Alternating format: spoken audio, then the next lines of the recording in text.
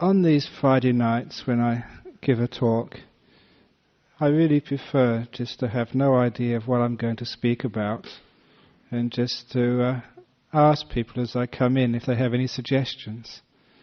I do this for a couple of reasons. First of all, because if I think of a talk, I'd have probably already given it before. I've heard it before. And so sometimes when somebody suggests a new topic, it's something I haven't thought about, something which I haven't taught about, so it's original for me. If you think that you've heard all my talks, imagine what I feel like. And also it means that the talks become more spontaneous. And a spontaneous talk is something which comes from the heart. Just to open up the heart into the peaceful silence and see what comes out. And I always find such talks from this perspective, sitting here, always far more useful. And at the same time that I pick up on everyone who is sitting in here, so that you can respond to people's concerns and inner feelings. So I always like to do spontaneous talks. And just as I was coming in here, the last person I saw before I came into this room here, I asked them any suggestions, and so they gave the suggestion to talk this evening about the mundane and the supramundane. I don't think I've ever talked about that before. I don't think that many of you even know what those two words mean. So it's at least a chance actually to talk about something new. The mundane and the supramundane, sort of in brief, just mean that which belongs to the world and that which is transcending the world, that which is beyond the ordinary experience of human beings. And I resonate with that title because my life as a Buddhist monk seems to be flipping from the mundane to the supramundane. Even in just the last week, I spent last Sunday going to a demonstration at Parliament House, trying to talk about peace in Iraq. It was the first demonstration I've been on for about 30 years since I was a long-haired student back in UK. So it was very much a deja vu. And the rest of the week I've been spending writing an article on the jhanas, these deep meditations, for the journal, which should have been out on January the 1st, but which is a bit late. So I've actually, myself, I've been flipping from the mundane to the supramundane throughout the last week. And the supramundane is more like the overview. This is what super means, like above the world. An overview which gives you the perspectives about the mundane, the ordinary life. And I want to talk this evening about the connection between the two, the connection between one's ordinary life and the connections between that which lies beyond this world, and how the two can relate to each other. It's in Buddhism we get all of our wisdom, from going to the supramundane, that which is outside, beyond the ordinary world, to actually to get a perspective, to look from a distance, as it were, so we can see where everything fits in. That I've given a simile some years ago, from my life, of being lost in the jungle. When you're lost in the jungle, you can't find the way because things in the jungle are just so close to each other, so constricted. You can never really see great distances.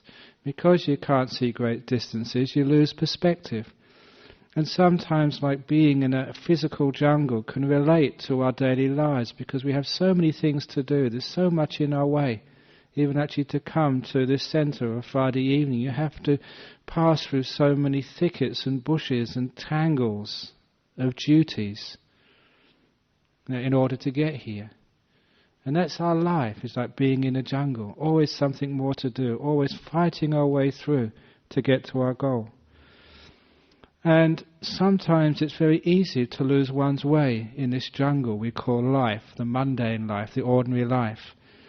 And we need, as human beings, to find an overview, to find a way, to find some perspective, to make our life more easy, to flow more easily. And of course, the way to find one's way in the jungle is actually to find some hill, find some tower, or climb a tall tree, so one can get above and beyond the jungle, in order to see one's way. And I gave this simile years ago because as a young man I went to visit Central America, and I got myself into the middle of the jungles and climbed these great pyramids of the Mayan civilization. It was a great time in my life because I was very open and sensitive to spiritual meanings. And when you climb one of those pyramids in the middle of the jungle, you find you're above the tree line when you get to the top. And being above the tree line in the jungle, it was for me the first time in days I could see great distances. And in particular, I could see where I'd come from. I could see the town where I spent the last night. I could see the road which led there, and the roads in the distance. You had the map, the overview, but also up there, you didn't just look down onto the jungle, you looked to what surrounded the jungle, the great emptiness and space of the sky above, all that embraced and surrounded the jungle. You can understand why those great monuments in the middle of the jungle, abandoned for centuries, had a spiritual meaning. Not only did it give you the overview of your world, of the mundane world, but it also gave you a perspective into what transcends, surrounds and embraces everything. And this gives you an idea of the connection which we have between the mundane and the supramundane, symbolized in this climbing outside of the jungle to be able to look over everything. And in our life, especially in the Buddhist life, that pyramid, that way of transcending our world, of finding a way to stand back, stand out, to transcend so we can get some perspective, has always been this path of meditation. That has always been the path to the supramundane. And standing there in the beautiful depths of meditation, as one comes out, one gets one's wisdoms, one's insights, one's overview of the world. And that has always been where Buddhists get their wisdom. So I use, as all monks and nuns, and all Buddhists make use of the great wisdom born of stillness. Stillness is getting out of the world, and getting out of the world you see great distances. We make use of that wisdom in ordinary life to try and help solve and get some perspectives of ordinary things. And so in particular last Sunday when I gave a little 5-minute speech to a peace demonstration, one of the first things I noticed was just how noisy peace demonstrations are. Because as soon as I got there, all these kids were banging on drums. And I could hardly hear myself think, let alone speak. And I often wondered that, drums, they were what used to be used by soldiers as they went to war. That's why sometimes we even call the drums of war. Because the drums, they arouse emotions. They get, the juices stirring. And sometimes you wonder whether that's a skillful way to get to peace. But of course I didn't have the opportunity to talk about the arrangements. I only had a few moments to say a few things about peace. And of course one of the things which one notices as being a Buddhist monk living in a monastery and reading newspapers, because I'm supposed to read newspapers. I remember Ajahn Chah, my teacher in Thailand, had one very, very good monk who was a wonderful meditator. And he was getting into such still meditation, such beautiful meditation, that Ajahn Chah ordered him to read a newspaper every day. Because he knew that he had the stillness, he had the peace, he had the wisdom. But he needed to be able to apply that wisdom to ordinary people's daily concerns. So as a monk he could help out of compassion and be able to relate to the ordinary problems of human beings. And that monk now is the abbot of Wat Ba Pong, Ajahn Liam. He's been and visited here before. And so I also read newspapers and try and understand something about what's going on. And whenever I read about such things as, weapons of mass destruction, one of the things which I said at the demonstration last week was that weapons of mass destruction are not made out of nuclear material, nor out of chemicals or bugs. the only weapon of mass destruction which has ever existed in the world is the hatred in people's hearts. And in Buddhism we always call that the weapon of mass destruction. Hatred. And of course you understand just how the hatred in human beings' hearts does not just destroy countries, but destroys marriages, destroys relationships, destroys friendship, and can even destroy your own body. Because when you have lots of hatred, you get that inner stress, and all the physical problems which manifest from that stress, such as cancer and heart disease, and so many other things, are all from the weapon of mass destruction called ill will and hatred. And as a Buddhist monk, seeing that that is the real weapon of mass destruction, he gives a different paradigm, a different way of looking at the worldly problems we have in life. If we really want to eliminate the weapons of mass destruction in places like Iraq, of course we have to take out the hatred in all of their leaders' minds and hearts. And you don't lessen hatred by bombing and violence. The only way to overcome hatred, as a general Buddhist principle, is with forgiveness and kindness and love and sharing and generosity, all the positive emotions and attitudes of life. In the same way, you never eradicate hatred, in your family or in your office or in your community, by always trying to eradicate the pests. Now we might want to do that, try and eradicate our partner because they're causing us too much pain, or to get rid of that member of our family or that person in the office. But you always find that you eradicate one pest and another pest comes up next. There's no end of pests in this world, I think, as you all know. And so, understanding this, we know that what the Buddha said, that hatred never ceases by hatred. If you go into the supramundane and get this overview of life, you can see that that's just an obvious truth. And so you don't get rid of the weapon of mass destruction called hatred by generating more hatred in the world, by generating more fear, by generating the causes for people wanting to find revenge. And so I said in that talk that the so-called axis of evil is no more than an axis of stupidity. And the axis of stupidity goes to many countries of the world because people don't see just how to live in this so-called mundane world. So these are just examples which I think many of you can relate to like worldly wisdom, which helps or could help solve some of the many problems in the world, some of the many difficulties of life, the real ones which we have to cope with from time to time. And in all of my life as a Buddhist monk, just practicing those teachings, I've always found them working. When we talk about elimination of the weapons of mass destruction, it's not just eliminating hatred, because that's only the negative. It's also encouraging the positive qualities in life, such as trust and mutual understanding, like tolerance and respect.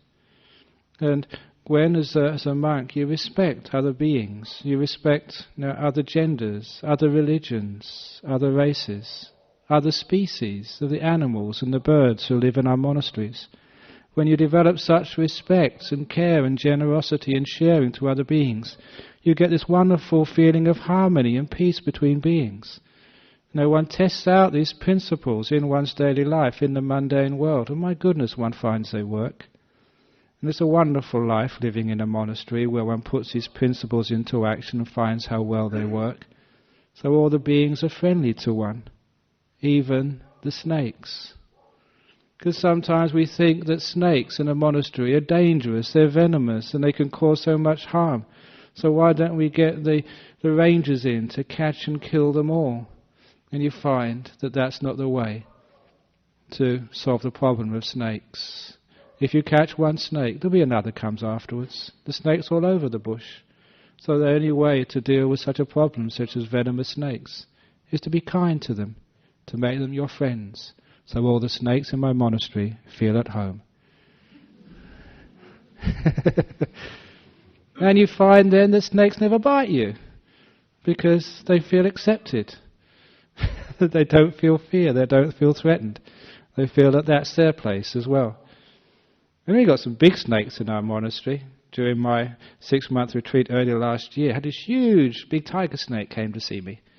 And it was, because it stretched itself across the wall of my hut, I could actually measure it in brick lengths. And having laid many bricks in my early years as a monk, you know exactly how long it was. It was somewhere between 2.4 and 2.5 meters long. You know, which is quite a large tiger snake. And when it first came, I was just washing my bowl, it just came up to look at me. And I looked at him and carried on washing my bowl. He was welcome there, wasn't scared. And the next time I looked, he'd actually turned around. And his tail was pointing at me, his head was in the opposite direction. And the way he was actually standing there was if, this is maybe I was just imagining this, but it could have been true, because he had his tail pointed to me and his head was in the opposite direction. I could have touched him, I could have hurt him, he was completely vulnerable. But I thought he was protecting me, because it was like a bodyguard, a snake guard, looking in the opposite direction to make sure nobody came. And this is just one example of like turning a pest into a very good friend, who instead of harming you, protects you. And this is actually how we can change the pests in our life, the things which we think are dangerous. Because a snake has, as it were, chemicals or venom of mass destruction. But instead of trying to destroy that venom, instead of trying to destroy the carriers of the venom, the snake, we turn the snake into our friend. It's a different way of looking at life. Hatred never ceases by hatred. Violence never ceases by violence. If you go around killing snakes, then one day those snakes are going to come and take revenge. The word is going to get out, and you're in big trouble. So by being kind to snakes, snakes are kind to you. By being kind to humans, humans are kind to you. I've been kind to human beings for the last, certainly for a long time in my life, but since coming to Perth, I've been kind to human beings all this time. And look what people do with me. They feed me so much I'm getting fat. But I enjoy it. It's good fun. It's a much nicer way of living one's life.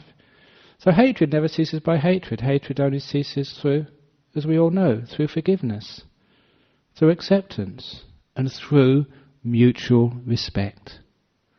So all of you having trouble with your partner, do you respect them? Do you really respect them for who they are? Or do you always fault finding, picking out all the things which are wrong with them? Hatred never ceases through hatred. Hatred ceases through respect and love. And that's the way we get rid of the weapons of mass destruction in our world. Of the hatred, ill will, revenge. Because as long as there is hatred, revenge, ill will in our world, someone will find, was I reading newspapers, some ricin which is made of castor bean plant or something really easy to make. Or they'll find something else like, was it Timothy McVeigh made a bomb at home to destroy the whole building. So easy to create a bomb or some virus or something or other. And it's so easy to carry it wherever we want.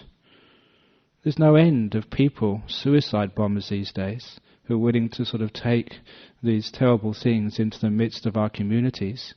But if we take away the hatred, the mistrust, the fear in people's hearts, then we'll be destroying the weapons of mass destruction. So to me that's quite obvious, but how did those ideas actually come up, and why did the Buddha and all the other great religious figures always say to us, hatred is not the way to go, violence doesn't lead to peace? They said that because they had a way of leaving this jungle, this short-sighted thinking, just this way of looking just for the immediate consequences and not looking at the long-term picture, because they got this wonderful perspective. We do need from time to time to find a tower, to find a tall tree, to find a hill, to stand up above the world, to leave it, to get to the supramundane, above the world, so we can really understand what's going on. And again, that's always been the path of deep meditation. Because when you're meditating, you're actually finding a way out of the world. When I say the world, what is the world? The world for you is built up of all your thinking and your thoughts. You describe the world in language, and you live the world in thoughts. And a lot of the time, that what we think about the world is just a whole collection of words. So much so that people know all the words and the theories, the ideas, the names and the labels, but they never really know the reality of life.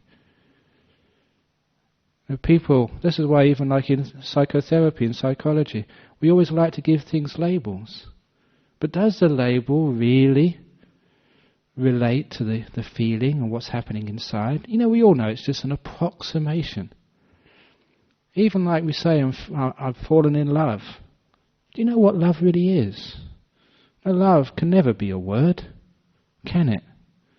And how can you actually put that into words? Poets have been trying for centuries to describe those feelings. You can't do it. Because it's a feeling, it's a thing which defies all words. It's the same whenever you have like peace, whenever you have like generosity and kindness. It's just too hard to describe. And so quite often we should actually go beyond all these words and labels, go beyond these thinking, because the thinking, the words are like the curtain which obscures reality, which obscures the truth. When everybody just gets stuck on the words and the labels, that's when we have arguments. That's when we have the debates between all the different religions and all the different philosophies. And what do politicians talk about? Just words. Poets get a bit closer because they talk about feelings. Artists, musicians, they're going a bit closer to reality, which is why people get inspired by the arts. But in meditation you can go even deeper. You can go so deep into the beautiful silence of the mind, way beyond thoughts, way beyond descriptions. So you're seeing the world as if for the first time. When you were born, you felt the world, you learnt the world as experiences, and only later when you went to school were you taught how to describe it all. And those descriptions weren't really accurate. They're only a makeshift, which you had to learn to pass your exams, to get your jobs, because that's what you're supposed to do in the world. My goodness, I spent all those years going to school and university and getting all these degrees. What did it get for me? Nothing. You don't need a degree to be a monk or a nun. I wasted all those years. I could have just enjoyed myself playing soccer in the park or chasing after girls. What did it get? What did it get me, getting a degree? Completely useless. And in fact, it was worse than useless because it stopped me being peaceful. I'd learned how to think. I learned how to argue. I'd learned how to analyze. And my goodness, that's the last thing you need when you're meditating. In meditating, you have to learn how to feel. You have to learn how to experience. In meditation, you have to learn how to trust in not knowing. By not knowing, I mean not the ordinary way of knowing, which is always, what is that called? Who is she? What's her name? Where do you come from? Who cares where you come from? What's that got to do with where you are now? The name, what's that got to do with what a thing is? So it took years and years and years, in meditation to let go of all these labels, so you can at last experience life and feel life and be life, rather than always talking about it. The old simile, but the words, the talks, the thoughts, that's always like the menu of life. And why are people always lost in the world? Why are they always spiritually hungry? Because all they ever do is eat menus, and they never taste the food. You know what I mean there? We read books. And when we read books, we argue about those books. And when we argue about those books, we write more books about the arguments about the books. And it goes on and on and on and on and on. I was really impressed. One of the first experiences I had as a Buddhist in England, when I was only a young student. This was about 30-something years ago. Even more than that, I was about 18 at the time. That must have been 33 years ago. There was a Japanese monk, one of these Zen monks, who was visiting England. And as he was visiting England, when he gave talks, he couldn't speak good English, so he always had to have an interpreter. It It was rotten actually listening to a talk when he'd say a few words and someone had to translate, and then he'd say something else, they'd translate. You missed the flow of the thing. But we were so hard up for talks in those days, we had to go, and that's all you got. Not like these days. Here I go again, the good old days and the hard old days. You guys have got it easy these days. I love doing that to my monks in Serpentine. I start telling what it was like 20 years ago when we started the monastery. It's not like we had it, you've got it easy these days. And they go, shut up, Ajahn Brahmavamso, here he goes again. But this monk, at the end of his tour, somebody asked him, the very last talk he gave at this temple in London, the very last thing the very last session before he returned to Japan, somebody asked him the question, you've been in England for about 3 or 4 weeks, what do you think of Buddhism in England? And his answer was classic. He said, and he spoke in English, he learned a few words of English in his stay. His answer to the question, what do you think of Buddhism in England? He said, books, books, books. Too many, too many, too many. Dustbin, dustbin, dustbin. It's brilliant. He only needed 3 words. Or, too many, I suppose that's 2 words. Only needed like 4 words there, to describe very accurately what Buddhism was like in England in those days. And he might as well say what philosophy and what religion is like in our day. Books, books, books, too many, too many, too many, dustbin, dustbin, dustbin. We need to feel life. We need to feel love, kindness, friendship. To understand it rather than describing it in words. Because in the descriptions, there we can argue. In the feelings, we can come together. You go to an Aboriginal and talk about love and respect. It doesn't matter what culture you come from. The words, the explanations, the descriptions may be the same. So the consequences might be different, but the thing in itself is common to all. And this is where we get harmony together. So if in our life we stop eating the menus and start tasting the food, then we get spiritual well-being, spiritual health, spiritual strength. And that's why that all mystics of all persuasions, they always get their wisdom by going into empty, silent places. I always recall that in most of the religions of our world, in most of the spiritual traditions, people worship silence because they know how powerful that is for transcending the world. Silence is a doorway into the supramundane. That's why that, as again a young man growing up in England, even though I was a Buddhist at a very early age, I still liked to go into the great cathedrals in England. There's usually a cathedral in almost every town. And many of those cathedrals were empty all the time. They were great places to hang out in. And you just sit down there and just contemplate, just meditate. What happened was your mind went very still. Why did it go still? Because the whole purpose, this is my understanding of the cathedrals, the whole reason why they were there, they're such huge buildings. And they contained, in those days anyway, absolutely nothing. They were so bare, so simple, so empty, that what I thought they were worshipping was a great silence and space which they contained. It was a silence which was sacred.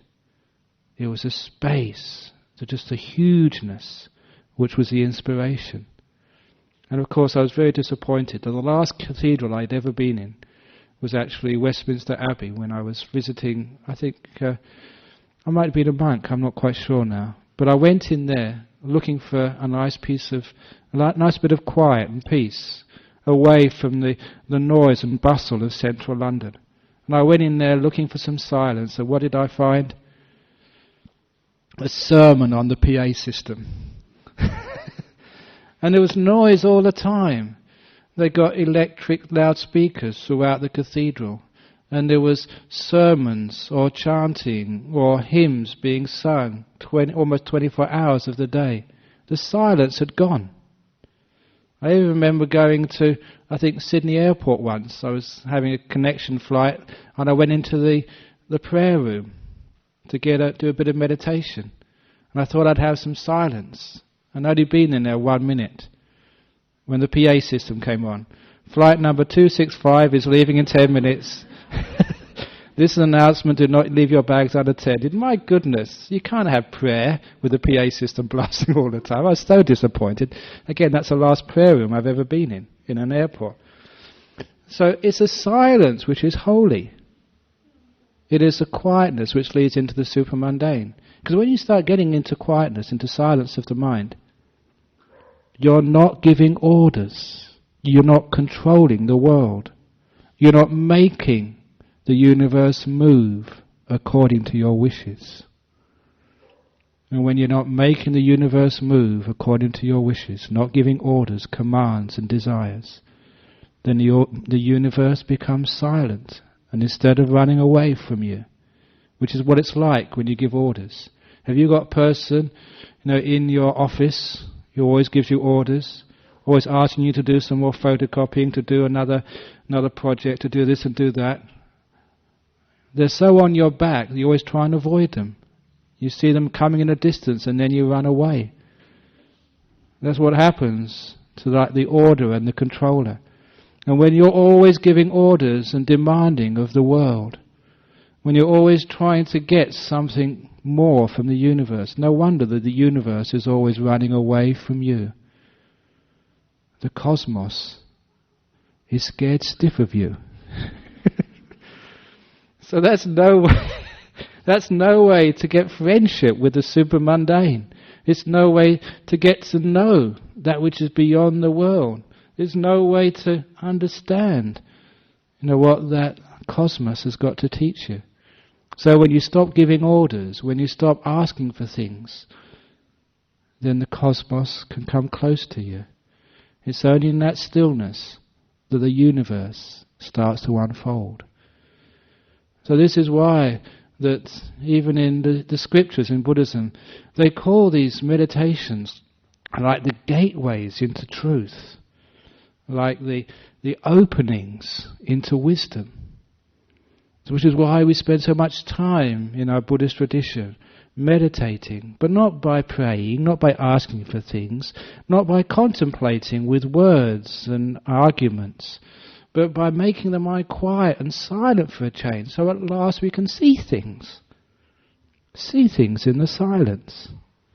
When you're silent, you're not arguing back at the world.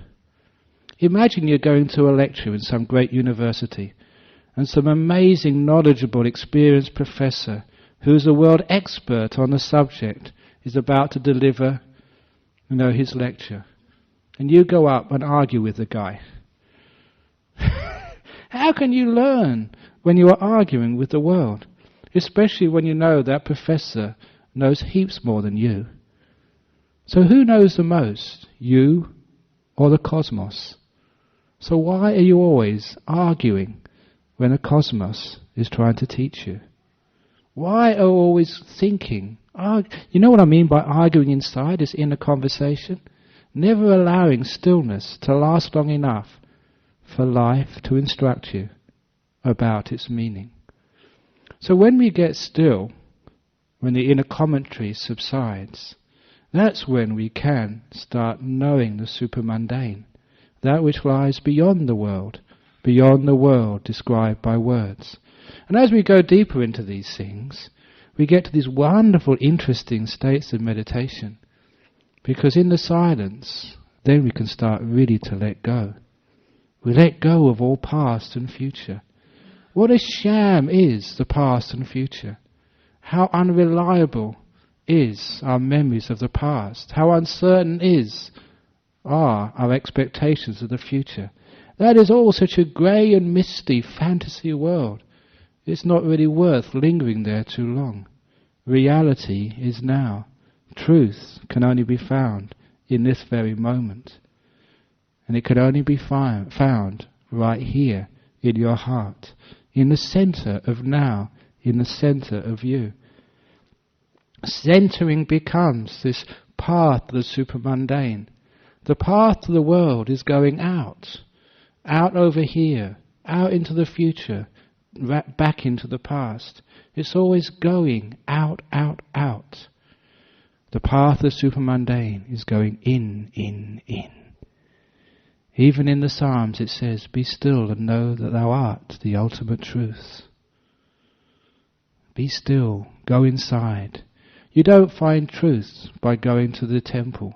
You don't find truth by going out to this wise and holy person somewhere up top of a mountain.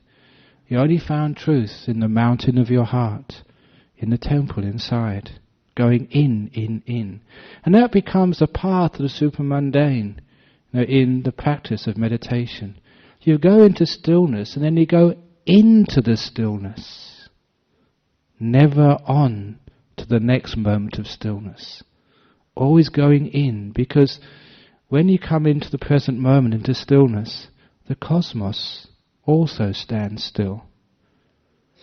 And when the cosmos stands still, when future and past disappear, when there's no perception or conception or idea of anything other than now, you have the opportunity to go deeper and deeper. As you go deeper into the stillness, you go into what we call one-pointedness. Just as the mind focuses in and centers ever deeper. And a fascinating thing happens when you use this hole, this point, this doorway into the supramundane. As the mind centers more and more, it gets much more power, much more energy, much more bliss. And this becomes the fun part of the supramundane path. Because that bliss, that happiness gets so strong. Sometimes, as I was writing, even this afternoon, and this little article I'm going to be publishing in our journal pretty soon, sometimes the bliss gets so strong, you think you can't take any more. You think it'll explode if it just increases an iota. But there's something you find out through direct experience, and that is, you can always take a little more bliss. There's no limit to the ecstasies you can feel. And if you think you've had ecstasy by taking some tablet, you don't know what you're talking about. Even today, went to a dana today in Duncraig, and we're just driving around. I've actually found there's a Cafe Nirvana in Duncraig. I don't know if you've ever eaten there, but I'm sure I was thinking of actually, it was just before, it was in the morning when the monks could eat. I thought we should go in there because we deserved a free meal. We're monks after all. We should be able to eat free at Cafe Nirvana. We had another place to go to, so we never went in. That's Cafe Nirvana. It's in Duncraig somewhere, if anyone wants to go there. You've got another Cafe Nirvana at Serpentine, another one at Dharmasara, and Cafe Nirvana here on the weekend. So that when one goes into stillness, one gets incredible bliss. And there is a way of entering the supramundane through the pathway of bliss. Have you ever noticed when you read about, again, the mystic tradition, that all these monks and nuns who lived in the desert or on top of mountains or in forests or in nice monasteries were always spending their time blissing out, getting into ecstasy? That's one of the reasons why we have monastic life. So people can bliss out and have lots of ecstasy. And we have rave parties every day when you bliss out in ecstasy. And it's all legal. And this takes you into what we really call the supramundane. Because when you go through those places, those deep ecstasies of the mind, you go to places where just the world disappears and vanishes. Another type of cosmos manifests itself to you. And that's the cosmos of the mind. As if like the mind is like that great space which surrounds the jungle. The huge emptiness, the vast space which surrounds everything. And sometimes there was, I say I read newspapers. Last week there was a copy of Time magazine, which a past caretaker still sends to Nolamara Centre over the weekend for the monks to read. And it was all about the mind, mind. My goodness, Scientists haven't got a clue what the mind means. In fact, they're very unscientific. I know that. I can say that because I got a degrees in theoretical physics from Cambridge. I suppose that's one use those degrees gave me authority to badmouth physics and science. Well, it is true that as a scientist I know that the mind has to exist and it can't be the brain, nothing to do with the brain. I've already mentioned to you many times before, the boy with no brain. There's people around, alive, with no brains but with minds. And I've told you many times before, I'm not going to repeat that now, but that's true. The brain is nothing to do with the mind. And you find that out when you get into these deep meditations because you go to the world of the mind. What the Buddha called the citta. And my goodness, when you have the experience of the mind, when the body has completely disappeared, when there is no physical touch, the body has completely vanished and is beyond your reach at the time, where you can't hear sound, where sight has gone, where thought cannot move. You go to a world beyond sight, beyond sound, beyond smell, beyond taste, beyond physical touch. Someone could kick you on the backside and you wouldn't feel it at all. They'd probably, because of the great power of such states, they'd probably break their foot. Be careful of those states. Don't mess around with people who get in them. But also, you're supposed to be invulnerable in such states, so the theory is. But in those states, you leave the world, you go to beautiful states of mind, great states of stillness, great states of bliss where nothing is moving. And this is where you experience that which is beyond the world, the bliss which is beyond the world, the freedom which is beyond the world. And that's when you come back afterwards. You go back into the world once you've climbed up that pyramid. And that pyramid is not really out there. The pyramid is within you. The tower is right inside. And this is the stairway. Stillness, one-pointedness, the way of meditation. That's the stairway which leads you out of the mundane into the supramundane. And you go up there and it looks completely different. It feels just nothing like the way in the world. You have got to what in Buddhism they call the supramundane experiences. The jhana, what in Pali is called uttari manusa dhamma, beyond the human experience. And from there you understand, what freedom truly means. My goodness, I laugh sometimes, just at when Mr. Bush calls, about creating freedom in the world. And that's not freedom at all, what people think. As I've mentioned here before, you've heard me say it, and this is where it comes from, the experiences of supramundane. The freedom is not the freedom of desire, to get whatever you want whenever you want it. That's called freedom of desire. And that philosophy underpins our materialistic world. Now why, sometimes people say, they pay lip service to bad-mouthing materialism, but we're all into it, aren't we? We're all into sort of getting more money, getting better clothes, getting a nice car, going on a holiday somewhere, or eating whatever we want at Cafe Nirvana. But why are we into that stuff? And why we're sort of into that stuff is because we know nothing more, and we think that that's going to lead us to freedom. The freedom to go wherever we want, to eat whatever we want, to do whatever we want. Those people who have got power, who have got wealth, they never feel free. That's why the wealthiest country in the world, the most powerful country in the world, which is the United States, is certainly not the freest country in the world. You ask anybody who stays there a long time, do you really feel free? Ask them when they're in a traffic jam in LA if they feel free. Ask them when they have to go to work on the weekend whether they feel free. Ask them when they're worried about their relationships and goodness knows and health whether they feel free. The answer can be no. That's what's called the freedom of desires. And that entraps you. into the web of desires, ever wanting something more, never being able to be free. So you've got the final desire. You've got everything you want. I don't need anything anymore. Sometimes you read in the newspapers, people who say, all I want is just to be allowed to come to Australia. All I want is to marry my sweetheart. All I want is to win the lotto. It's not all you want. You win the lotto and you want to buy the next ticket to win it again. All I want is to marry my girlfriend. You marry your girlfriend, that's not the end of your desires. That's the beginning of your desires.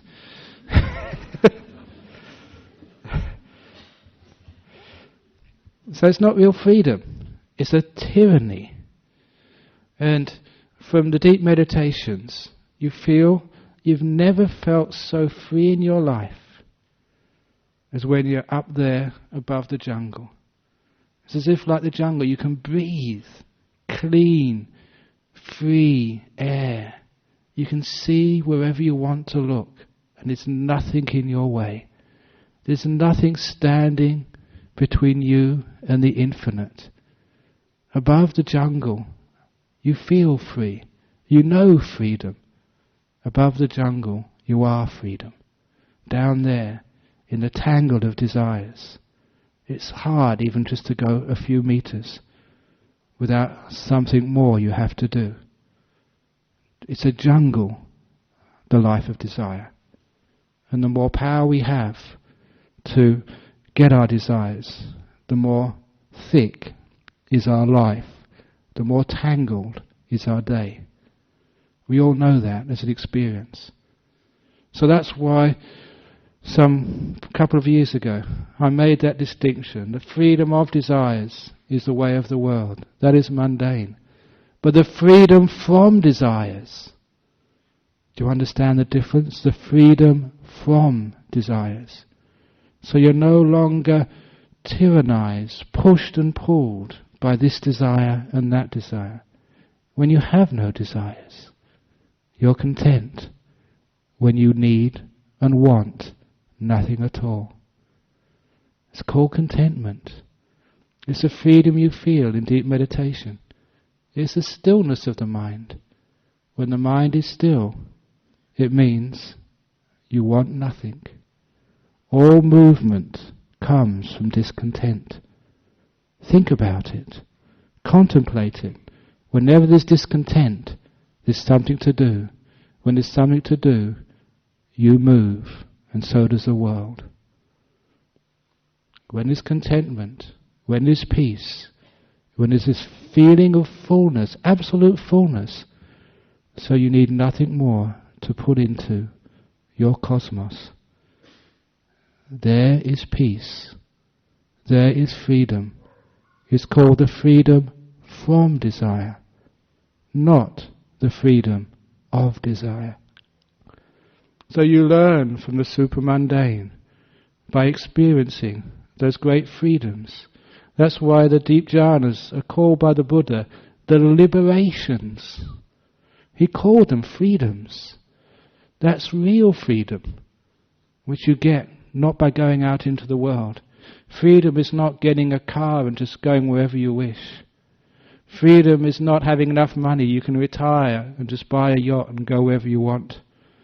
Freedom is being free from desires, going inside, stillness, one-pointedness, leaving the jungle, the supramundane. So this is the connection between the supramundane and the mundane, the world and what lies beyond the world. The staircase is meditation, stillness, one-pointedness, letting go. And it shows you what real freedom is and what the fake freedom is.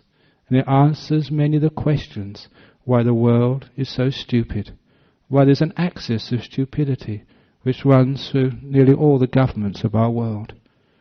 It's not just the axis of evil with Iraq, Iran, and who else?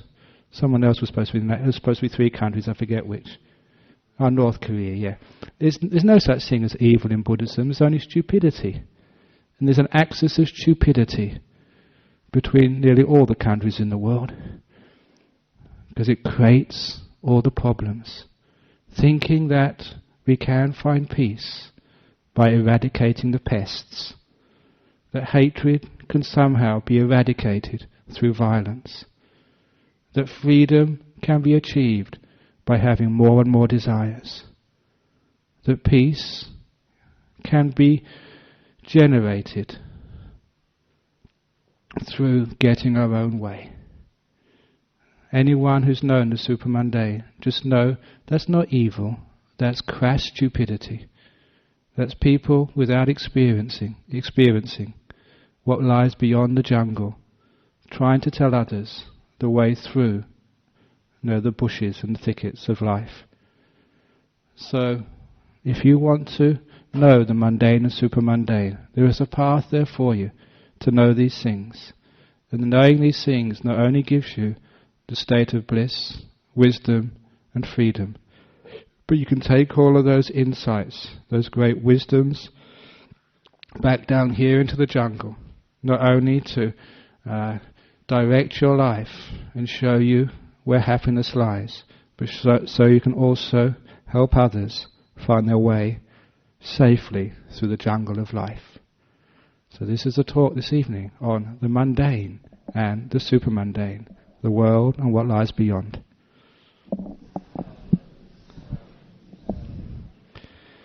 Okay, so that's sorted out all the world's problems. Can someone please send a copy of this tape to Mr. Bush and Mr. Hussein? And Mr. Howard as well. You can email it to them tonight. Okay, any questions about the talk this evening? Any questions anyone would like to ask about this evening's talk? Yes, go on, yeah.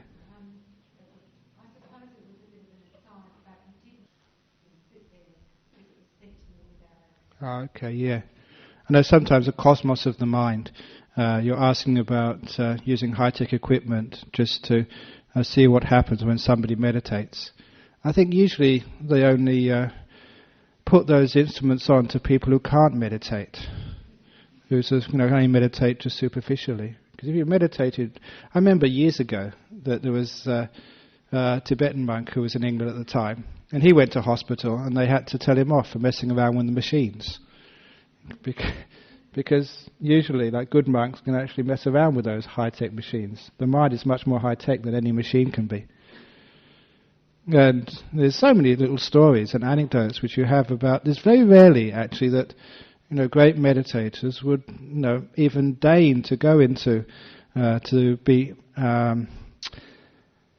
tested in laboratories and be treated like a guinea pig, because usually that meditators just, what do you have to prove? They just want to go off and to be peaceful in their mountains and monasteries.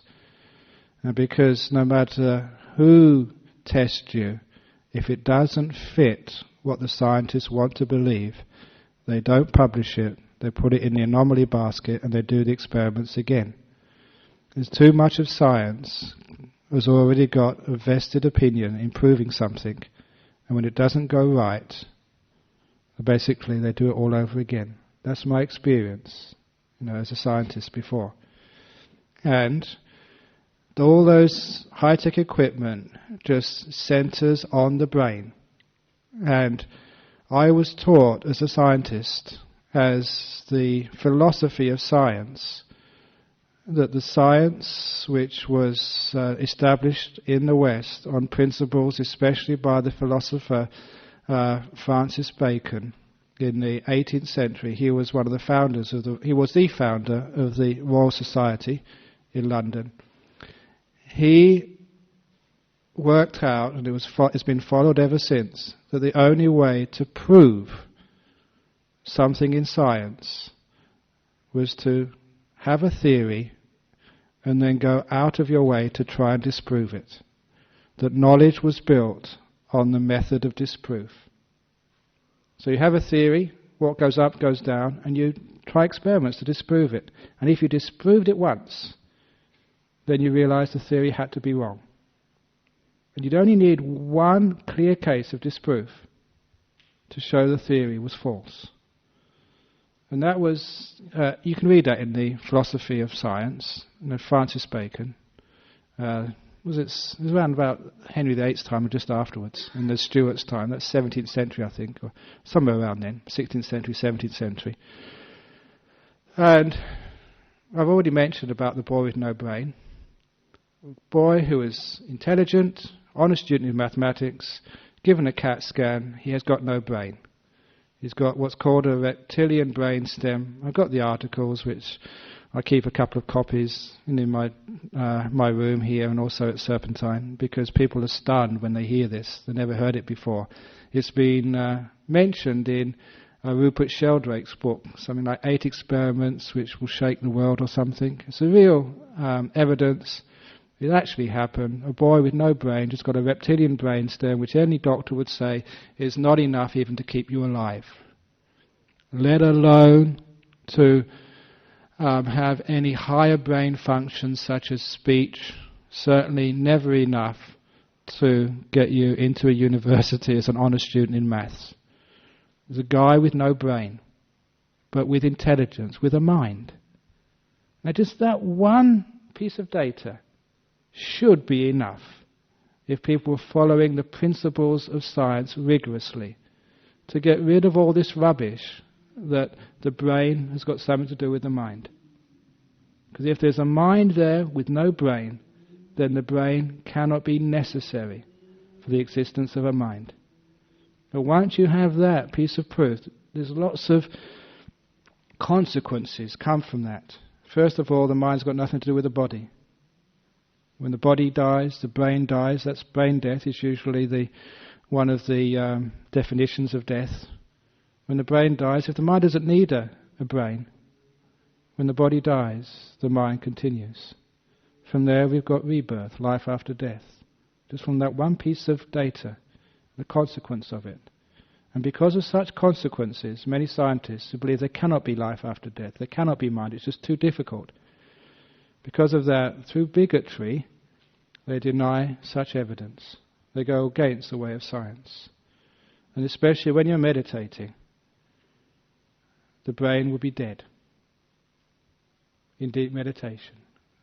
And there was one of our members here, this famous story, was meditating at home, went into deep meditation. His wife spooked because couldn't see him breathing. Called an ambulance. He got sent to Sir Charles Garden Hospital, put on the ECGs and EEGs. Both were absolutely flat. He was not only was his heart stopped for a long time, but he was also brain dead through meditation. But don't worry, because he told me about it afterwards. Sometime later he came out of his meditation, bent up and asked his wife, "How the hell did I get here?" Even during that time on the operating table, his defibrillators were put on his chest to try and get his heart going. Electric shocks. He couldn't even feel them. When I was saying about your bodily feeling, sight, sound, smell, taste, physical touch, completely gone. That's what happened with him. Couldn't feel anything. And stories of my teacher, Ajahn Chah, when he was in a coma, stopping breathing for a long time.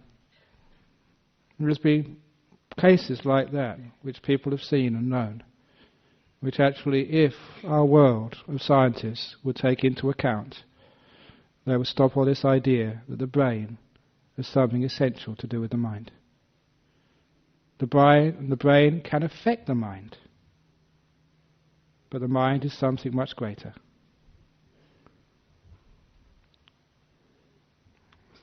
It's obvious.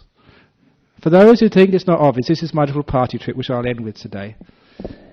Put your hands up if you're happy. Right up. Okay, now all those people with your hands up means all the rest of you are miserable. Keep your hands up a bit longer. All those with your hands up, you're happy. Now please point to that happiness for me. Point to it. Okay, people make it all sorts of... Why? Were you imagining that happiness? Was it a fantasy, a dream? Was it real? It's actually one of the realest things which you can know, happiness, or anger, or fear. Why can't you point to it? I'll tell you why you can't point to it, because it doesn't live in your body. It lives in the mind. Happiness, fear, anger, grief, that doesn't live in the body. That lives in the mind. That's why you can't point to it in your body or in space. Now I'll show you where the mind is. This was an old story. I'm not sure when the last time I told this. It's a brilliant story. An old college friend. We always keep in touch. He had 2 daughters. When his youngest daughter was in grade 1 at school, she was 5 years old. In the class, a teacher asked the question, what is the biggest thing in the world? One child put their hand up and said, my daddy. It's quite understandable for a 5-year-old girl. Another child put their hand up and said an elephant, because that week they'd been to the zoo. Another child put her hand up and said a mountain is the biggest thing in the world. The 5-year-old daughter of a very close friend in England, he's a diplomat now, his daughter said the biggest thing in the world is my eye, which made everyone be quiet. They were trying to figure out what this young girl meant. So the teacher asked her, what do you mean your eye is the biggest thing in the world? And this little 5-year-old philosopher said, well, my eye can see her daddy, my eye can see an elephant, my eye can also see a mountain. If all of that and much more can fit into my eye must be the biggest thing in the whole world. Isn't that brilliant? But it's not quite right. Because your mind can see things your eye can never see through imagination. It can also hear sounds, real and imagined. It can also feel, and it can also think and know. If everything which exists in the world, and things which even don't exist, if all of that can fit into your mind, isn't the mind the biggest thing in the world? So it's not that your mind is somewhere in your brain, or in your heart, or somewhere in your body, because your body is in your mind, not the other way round. That's why you can't point to happiness and anger. People pointing all over the place, because the mind is the biggest thing in the world.